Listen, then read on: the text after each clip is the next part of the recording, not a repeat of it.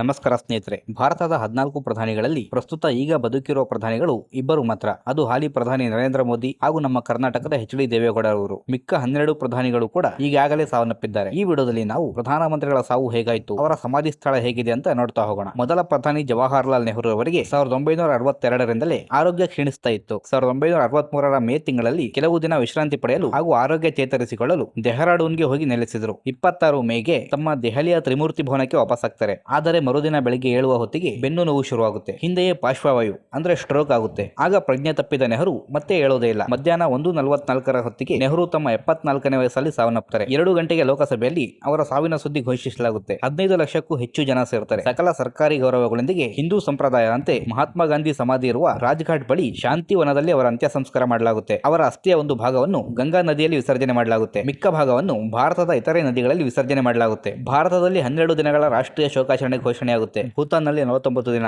ಈಜಿಪ್ಟಿನಲ್ಲಿ 7 ದಿನ, ಸಿರಿಯಾದಲ್ಲಿ 1 ದಿನ, ಇರಾಕ್ನಲ್ಲಿ 3 ದಿನ, ಶ್ರೀಲಂಕಾದಲ್ಲಿ 2 ದಿನ, ನೇಪಾಳದಲ್ಲಿ 3 ದಿನ, ಕಾಂಬೋಡಿಯಾದಲ್ಲಿ 3 ದಿನ ಹಾಗೂ ಸಿಕ್ಕಿಂ, ಮಲೇಷ್ಯಾ, ಉಗಾಂಡದಲ್ಲಿ ಒಂದೊಂದು ದಿನ ರಾಷ್ಟ್ರೀಯ ಶೋಕಾಚರಣೆ ಘೋಷಣೆಯಾಗುತ್ತೆ. ಪಕ್ಕದ ಪಾಕಿಸ್ತಾನ ರಾಷ್ಟ್ರ ಕೂಡ ತನ್ನ ರಾಷ್ಟ್ರ ಧ್ವಜವನ್ನು ಅರ್ಧಕ್ಕೆ ಹಾರಿಸುವ ಮೂಲಕ ನೆಹರುವಿಗೆ ಗೌರವ ಸೂಚಿಸುತ್ತೆ. ಎರಡನೇ ಪ್ರಧಾನಿ ಲಾಲ್ ಬಹದ್ದೂರ್ ಶಾಸ್ತ್ರಿ 1965ರ ಭಾರತ ಪಾಕಿಸ್ತಾನ ಯುದ್ಧದ ನಂತರ ಶಾಂತಿ ಒಪ್ಪಂದಕ್ಕಾಗಿ 6 ಜನವರಿ 1966ರಲ್ಲಿ ಇಂದಿನ ಉಜ್ಬೇಕಿಸ್ತಾನದಲ್ಲಿರುವ ಆಗ ಸೋವಿಯತ್ ಯೂನಿಯನ್ನ ಭಾಗವಾಗಿದ್ದ ತಾಷ್ಕೆಂಟ್ಗೆ ಹೋಗಿದ್ರು. ರಷ್ಯಾ ಮಧ್ಯಸ್ಥಿಕೆಯಲ್ಲಿ 10 ಜನವರಿ 1966ರಲ್ಲಿ ನಡೆದ ಆ ಒಪ್ಪಂದಕ್ಕೆ ಭಾರತ ಹಾಗೂ ಪಾಕಿಸ್ತಾನದ 2 ಪ್ರಧಾನಿಗಳು ಸಹಿ ಹಾಕ್ತಾರೆ. ಆದರೆ ಅದೇ ದಿನ ರಾತ್ರಿ ಅಂದರೆ ಒಪ್ಪಂದವಾದ ಕೆಲವೇ ಗಂಟೆಗಳಲ್ಲಿ ಶಾಸ್ತ್ರಿ ಎದೆನೋವಿಗೆ ಒಳಗಾಗಿ ರಷ್ಯಾದ ತಾಷ್ಕೆಂಟ್ನಲ್ಲೇ ತಮ್ಮ 61ನೇ ವಯಸ್ಸಲ್ಲಿ ಸಾವನ್ನಪ್ತಾರೆ. ರಷ್ಯಾದ ಪ್ರಧಾನಿ ಅಲೆಕ್ಸಿ ಕೊಯ್ಜೆನ್ ಹಾಗೂ ಪಾಕಿಸ್ತಾನದ ಪ್ರಧಾನಿ ಅಯೂಬ್ ಖಾನ್ ರವರು ಶಾಸ್ತ್ರಿಯ ದೇಹಕ್ಕೆ ಹೆಗಲು ಕೊಡ್ತಾರೆ. ನಂತರ ರಷ್ಯಾದ ವಿಮಾನದ ಮೂಲಕ ಅವರ ದೇಹವನ್ನು ಭಾರತಕ್ಕೆ ತರಲಾಗುತ್ತೆ. 13 ಜನವರಿ 1966ರಲ್ಲಿ ರಾಜ್ಘಾಟ್ ಬಳಿಯೇ ಅವರ ಅಂತ್ಯಕ್ರಿಯೆ ಮಾಡಲಾಗುತ್ತೆ. ಅವರ ಸಮಾಧಿ ಸ್ಥಳ ವಿಜಯ್ ಘಾಟ್ ಅಂತ ಕರೆಸಿಕೊಳ್ಳುತ್ತೆ. ಅವರ ಸಮಾಧಿಯ ಮೇಲೆ ಅವರ ಘೋಷವಾಕ್ಯವಾಗಿದ್ದ ಜೈ ಜವಾನ್ ಜೈ ಕಿಸಾನ್ ಎಂದು ಬರೆಸಲಾಗಿದೆ. ಇವರ ಸಾವಿನ ನಂತರ ಭಾರತದಾದ್ಯಂತ 12 ದಿನಗಳ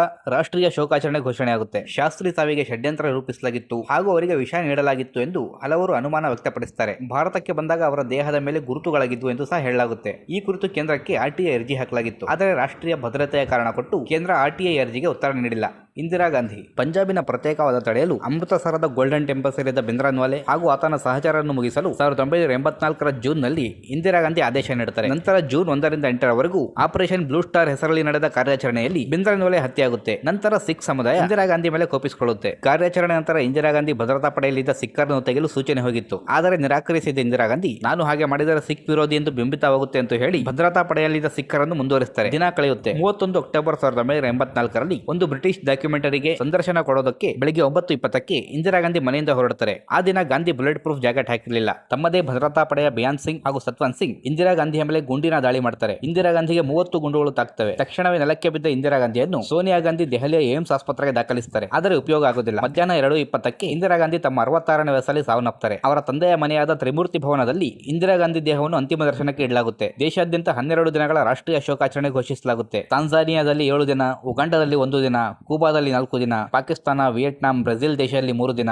ಪೋರ್ಚುಗಲ್ನಲ್ಲಿ 2 ದಿನ, ಬಲ್ಗೇರಿಯಾ, ಸಿಪ್ರಸ್, ಮಂಗೋಲಿಯಾ ಹಾಗೂ ಮಾರಿಷಸ್ ದೇಶದಲ್ಲಿ 1 ದಿನದ ರಾಷ್ಟ್ರೀಯ ಶೋಕಾಚರಣೆ ಘೋಷಿಸಲಾಗುತ್ತೆ. 3 ನವೆಂಬರ್ ರಂದು ರಾಜ್ಘಾಟ್ ಬಳಿ ಇಂದಿರಾ ಗಾಂಧಿ ಅಂತ್ಯಕ್ರಿಯೆ ಮಾಡಲಾಗುತ್ತೆ. ಆ ಸ್ಥಳ ಶಕ್ತಿ ಸ್ಥಳ ಎಂದು ಕರೆಸಿಕೊಳ್ಳುತ್ತೆ. ಮೊರಾರ್ಜಿ ದೇಸಾಯಿ 1994ರಲ್ಲಿ ಫ್ರಾನ್ಸ್ ದೇಶದ ಪ್ರಧಾನಿ ಆಂಟೋನಿ ಪಿನೆ ಸಾವನ್ನಪ್ಪಿದ ನಂತರ ಮೊರಾರ್ಜಿ ದೇಸಾಯಿ ರವರು ಯಾವುದೇ ದೇಶಕ್ಕೆ ಆಯ್ಕೆಯಾದ ರಾಷ್ಟ್ರದ ಮುಖ್ಯಸ್ಥರಲ್ಲಿ ಪ್ರಪಂಚದ ಅತ್ಯಂತ ಹಿರಿಯ ವ್ಯಕ್ತಿಯಾಗಿದ್ದರು. ಒಮ್ಮೆ ಅಮೆರಿಕಾಗೆ ಪ್ರವಾಸಕ್ಕೆ ಹೋಗಿದ್ದಾಗ ಮೊರಾರ್ಜಿ ಅವರ ದೀರ್ಘಾಯುಷ್ಯದ ಬಗ್ಗೆ ಹಾಗೂ ಆರೋಗ್ಯದ ಬಗ್ಗೆ ಒಂದು ಸಂದರ್ಶನದಲ್ಲಿ ಪ್ರಶ್ನೆ ಮಾಡಲಾಗುತ್ತೆ. ಆಗ ಮೊರಾರ್ಜಿ ತಾವು ಪ್ರತಿದಿನ ಬೆಳಿಗ್ಗೆ 1 ಲೋಟ ತಮ್ಮದೇ ಮೂತ್ರ ಕುಡಿಯುವುದಾಗಿ ಹೇಳ್ತಾರೆ. ಪ್ರಧಾನಿಯಾಗಿ ನಿವೃತ್ತಿಯಾದ ನಂತರ ರಾಜಕೀಯದಿಂದ ದೂರಾಗಿದ್ದ ಮೊರಾರ್ಜಿ ದೇಸಾಯಿ ಮನೆಯಲ್ಲೇ ಕಾಲ ಕಳೀತಾ ಇದ್ರು. 1995ರಲ್ಲಿ ತಮ್ಮ 99ನೇ ಹುಟ್ಟುಹಬ್ಬಕ್ಕೆ ಅಂದಿನ ಪ್ರಧಾನಿ ಪಿ.ವಿ. ನರಸಿಂಹರಾವ್ ಬಂದು ಭೇಟಿಯಾಗಿದ್ದರು. ಅದಾದ ನಂತರ ಮೊರಾರ್ಜಿ ಅವರ ಆರೋಗ್ಯ ಕ್ಷೀಣ ಆಗುತ್ತೆ. ಲೋ ಬ್ಲಡ್ ಪ್ರೆಷರ್ ಹಾಗೂ ಚೆಸ್ಟ್ ಇನ್ಫೆಕ್ಷನ್ ನಿಂದಾಗಿ ಮುಂಬೈನ ಆಸ್ಪತ್ರೆಯಲ್ಲಿ ಚಿಕಿತ್ಸೆ ಪಡಿತಾರೆ. ಆದರೆ ಸರ್ಜರಿಗೆ ಒಳಗಾದಾಗ ಮೆದುಳಿನಲ್ಲಿ ರಕ್ತ ಗಟ್ಟಿಯಾಗಿ 10 ಏಪ್ರಿಲ್ 1995ರಲ್ಲಿ ತಮ್ಮ 99ನೇ ವಯಸ್ಸಲ್ಲಿ ಸಾವನ್ನಪ್ತಾರೆ. ಮುಂಬೈನ ವಿಧಾನಭವನದಲ್ಲಿ ಅವರ ಅಂತಿಮ ದರ್ಶನಕ್ಕೆ ವ್ಯವಸ್ಥೆ ಮಾಡಲಾಗುತ್ತೆ. ದೇಶಾದ್ಯಂತ 7 ದಿನಗಳ ರಾಷ್ಟ್ರೀಯ ಶೋಕಾಚರಣೆ ಘೋಷಣೆ ಮಾಡಲಾಗುತ್ತೆ. ನಂತರ ಗುಜರಾತಿಗೆ ಸಾಗಿಸಿ ಅಹಮದಾಬಾದಿನ ಗಾಂಧಿ ಆಶ್ರಮದ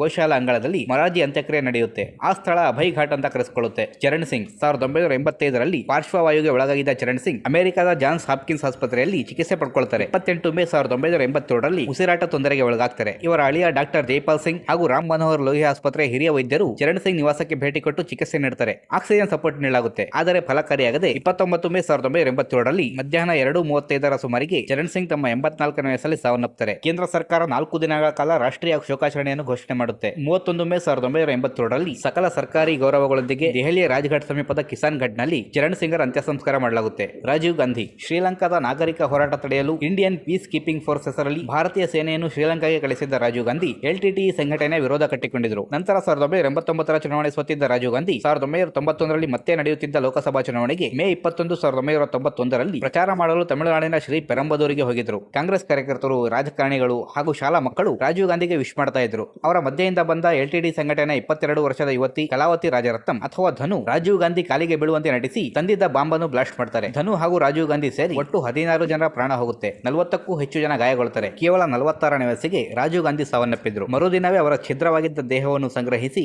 ದೆಹಲಿಗೆ ಸಾಗಿಸಲಾಗುತ್ತೆ. 24 ಮೇ 1991ರಂದು ಅವರ ತಾಯಿ ಹಾಗೂ ತಮ್ಮನ ಸಮಾಧಿ ಇದ್ದ ರಾಜ್ಘಾಟ್ ಬಳಿಯೇ ಅಂತ್ಯ ಸಂಸ್ಕಾರ ನಡೆಯುತ್ತೆ. ಆ ಸ್ಥಳ ವೀರಭೂಮಿ ಅಂತ ಕರೆಸಿಕೊಳ್ಳುತ್ತೆ. ದೇಶಾದ್ಯಂತ ಒಂದು ವಾರ ಶೋಕಾಚರಣೆ ಘೋಷಣೆಯಾಗುತ್ತೆ. 60ಕ್ಕೂ ಹೆಚ್ಚು ದೇಶಗಳ ಮುಖ್ಯಸ್ಥರು ಆ ಅಂತ್ಯ ಸಂಸ್ಕಾರದಲ್ಲಿ ಭಾಗಿಯಾಗ್ತಾರೆ ಹಾಗೂ ಪ್ರಪಂಚದಾದ್ಯಂತ ಅವರ ಅಂತ್ಯ ಸಂಸ್ಕಾರವನ್ನು ನೇರ ಪ್ರಸಾರ ಮಾಡಲಾಗುತ್ತೆ. ವಿಪಿ ಸಿಂಗ್ 1998ರಲ್ಲಿ ವಿಪಿ ಸಿಂಗ್ಗೆ ಬ್ಲಡ್ ಕ್ಯಾನ್ಸರ್ ಪತ್ತೆಯಾಗುತ್ತೆ. ನಂತರ ವಿಪಿ ಸಿಂಗ್ ಸಾರ್ವಜನಿಕವಾಗಿ ಕಾಣಿಸಿಕೊಳ್ಳೋದನ್ನು ನಿಲ್ಲಿಸ್ತಾರೆ. 2003ರ ಹೊತ್ತಿಗೆ ಆರೋಗ್ಯದಲ್ಲಿ ಚೇತರಿಕೆ ಕಂಡ ಮೇಲೆ ಮತ್ತೆ ಸಾರ್ವಜನಿಕವಾಗಿ ಸಕ್ರಿಯರಾಗ್ತಾರೆ. 2008ರಲ್ಲಿ ಮತ್ತೆ ಆರೋಗ್ಯ ಕ್ಷೀಣಿಸಿ ದೆಹಲಿಯ ಅಪೋಲೋ ಆಸ್ಪತ್ರೆ ಸೇರಿದ್ದ ವಿಪಿ ಸಿಂಗ್ ಬ್ಲಡ್ ಕ್ಯಾನ್ಸರ್ ಹಾಗೂ ಕಿಡ್ನಿ ಫೇಲ್ಯೂರ್ನಿಂದಾಗಿ 27 ಮೇ 2008ರಲ್ಲಿ ತಮ್ಮ 77ನೇ ವಯಸ್ಸಲ್ಲಿ ಸಾವನ್ನಪ್ಪುತ್ತಾರೆ. 29 ಮೇ 2008ರಲ್ಲಿ ಸಕಲ ಸರ್ಕಾರಿ ಗೌರವಗಳೊಂದಿಗೆ ಅಲಹಾಬಾದಿನ ಸಂಗಮ್ ಘಾಟಿನಲ್ಲಿ ಅವರ ಅಂತ್ಯಕ್ರಿಯೆ ಮಾಡಲಾಗುತ್ತೆ. ದೇಶಾದ್ಯಂತ 7 ದಿನಗಳ ಶೋಕಾಚರಣೆ ಘೋಷಣೆ ಆಗುತ್ತೆ. ಪ್ರತಿ ಪ್ರಧಾನಿಗೂ ಸ್ಮಾರಕ ಇದೆ, ಆದರೆ ವಿಪಿ ಸಿಂಗ್ ಹೆಸರಲ್ಲಿ ಯಾವುದೇ ಸ್ಮಾರಕ ನಿರ್ಮಾಣ ಆಗಿಲ್ಲ. ಚಂದ್ರಶೇಖರ್ ಬ್ಲಡ್ ಕ್ಯಾನ್ಸರ್ ನಿಂದ ಬಳಲುತ್ತಿದ್ದ ಚಂದ್ರಶೇಖರ್ ಅವರು 8 ಜುಲೈ 2007ರಲ್ಲಿ ದೆಹಲಿಯ ಇಂದ್ರಪ್ರಸ್ಥ ಅಪೋಲೋ ಆಸ್ಪತ್ರೆಯಲ್ಲಿ ತಮ್ಮ 80ನೇ ವಯಸ್ಸಲ್ಲಿ ಸಾವನ್ನಪ್ಪುತ್ತಾರೆ. ಕೇಂದ್ರ 7 ದಿನಗಳ ರಾಷ್ಟ್ರೀಯ ಶೋಕಾಚರಣೆ ಘೋಷಣೆ ಮಾಡುತ್ತೆ. ದೆಹಲಿಯ ರಾಜ್ಘಾಟ್ ಬಳಿ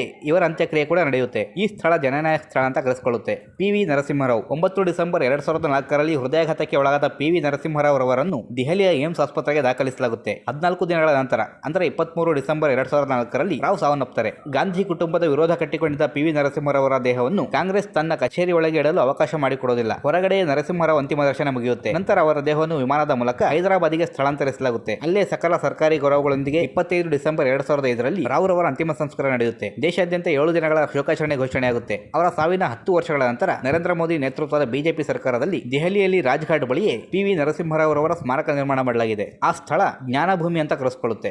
ಅಟಲ್ ಬಿಹಾರಿ ವಾಜಪೇಯಿ 2009ರಲ್ಲಿ ಪಾರ್ಶ್ವವಾಯು ಅಂದ್ರೆ ಸ್ಟ್ರೋಕ್ಗೆ ಗುರಿಯಾಗಿದ್ದ ವಾಜಪೇಯಿ ಮಾತು ಕಳ್ಕೊಂಡಿದ್ರು. ವೀಲ್ ಚೇರ್ ಸೇರಿದ್ದ ವಾಜಪೇಯಿ ಜನರನ್ನು ಗುರುತು ಸಹ ಹಿಡಿತಾ ಇರಲಿಲ್ಲ. ಇದಾದ ನಂತರ ಹಲವು ವರ್ಷಗಳ ಕಾಲ ವಾಜಪೇಯಿ ಸಾರ್ವಜನಿಕವಾಗಿ ಕಾಣಿಸಿಕೊಳ್ಳುವುದಿಲ್ಲ. ಕೇವಲ ಆರೋಗ್ಯ ತಪಾಸಣೆಗೆ ಬಿಟ್ಟರೆ ಬೇರೆ ಸಮಯದಲ್ಲಿ ಅವರು ಮನೆಯಿಂದ ಹೊರ ಬರ್ತಾ ಇರಲಿಲ್ಲ. 11 ಜೂನ್ 2018ರಲ್ಲಿ ಕಿಡ್ನಿಯಲ್ಲಿ ಇನ್ಫೆಕ್ಷನ್ ಉಂಟಾಗಿ ದೆಹಲಿ ಏಮ್ಸ್ ಆಸ್ಪತ್ರೆಗೆ ದಾಖಲಾದ ವಾಜಪೇಯಿ 16 ಆಗಸ್ಟ್ 2018ರಲ್ಲಿ ತಮ್ಮ 93ನೇ ವಯಸ್ಸಲ್ಲಿ ಸಾವನ್ನಪ್ಪುತ್ತಾರೆ. ಮಾರನೇ ದಿನ ಬಿಜೆಪಿ ಪಕ್ಷದ ಪ್ರಧಾನ ಕಚೇರಿಯಲ್ಲಿ ವಾಜಪೇಯಿ ಅವರ ಅಂತಿಮ ದರ್ಶನಕ್ಕೆ ವ್ಯವಸ್ಥೆ ಮಾಡಲಾಗುತ್ತೆ. ಸಂಜೆಯ ಹೊತ್ತಿಗೆ ರಾಜ್ಘಾಟ್ ಬಳಿಯೇ ಅವರ ಅಂತ್ಯ ಸಂಸ್ಕಾರ ನಡೆಯುತ್ತೆ. ಆ ಸ್ಥಳ ಸದೈವ್ ಅಟಲ್ ಅಂತ ಕರೆಸಿಕೊಳ್ಳುತ್ತೆ. ಕೇಂದ್ರ ಸರ್ಕಾರದಿಂದ 7 ದಿನಗಳ ರಾಷ್ಟ್ರೀಯ ಶೋಕಾಚರಣೆ ಘೋಷಣೆಯಾಗುತ್ತೆ. ನಂತರ ಅವರ ಅಸ್ಥಿಯನ್ನು ಹರಿದ್ವಾರದ ಗಂಗೆಯಲ್ಲಿ ವಿಸರ್ಜನೆ ಮಾಡಲಾಗುತ್ತೆ.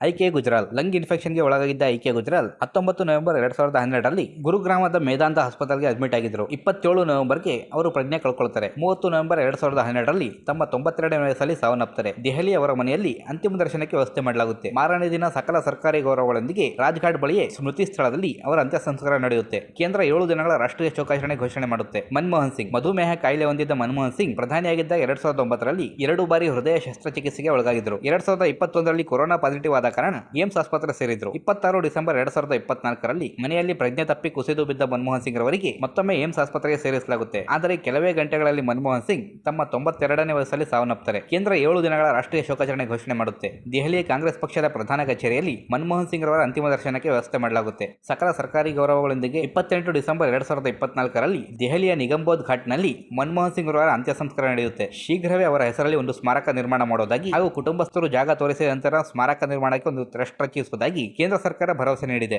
12 ಮೃತ ಪ್ರಧಾನಮಂತ್ರಿಗಳಲ್ಲಿ ಮನಮೋಹನ್ ಸಿಂಗ್ ಹಾಗೂ ವಿಪಿ ಸಿಂಗ್ ರವರಿಗೆ ಸ್ಮಾರಕ ನಿರ್ಮಾಣ ಆಗಿಲ್ಲ. ಮೊರಾರ್ಜಿ ದೇಸಾಯಿ ಅವರ ಸ್ಮಾರಕ ಗುಜರಾತಿನಲ್ಲಿ ನಿರ್ಮಾಣ ಆಗಿದೆ. ಮಿಕ್ಕ 9 ಪ್ರಧಾನಿಗಳ ಸ್ಮಾರಕ ದೆಹಲಿಯ ರಾಜ್ಘಾಟ್ ಬಳಿ ನಿರ್ಮಾಣ ಆಗಿದೆ. ಸೊ ಇದಾಗಿತ್ತು ಸ್ನೇಹಿತರೆ, ಭಾರತದ ಪ್ರಧಾನಿಗಳು ಹೇಗೆಲ್ಲ ಸಾವನ್ನಪ್ಪಿದ್ರು ಹಾಗೂ ಅವರ ಸ್ಮಾರಕಗಳ ಬಗ್ಗೆ ತಿಳಿಸಿಕೊಡುವಂತಹ ಪ್ರಯತ್ನ. ನಮ್ಮ ವರದಿ ಇಷ್ಟ ಆಗಿದ್ರೆ ಲೈಕ್ ಮಾಡಿ, ಶೇರ್ ಮಾಡಿ ಹಾಗೂ ನಮ್ಮ ಚಾನಲ್ ಅನ್ನು ಸಬ್ಸ್ಕ್ರೈಬ್ ಮಾಡ್ಕೊಳ್ಳಿ.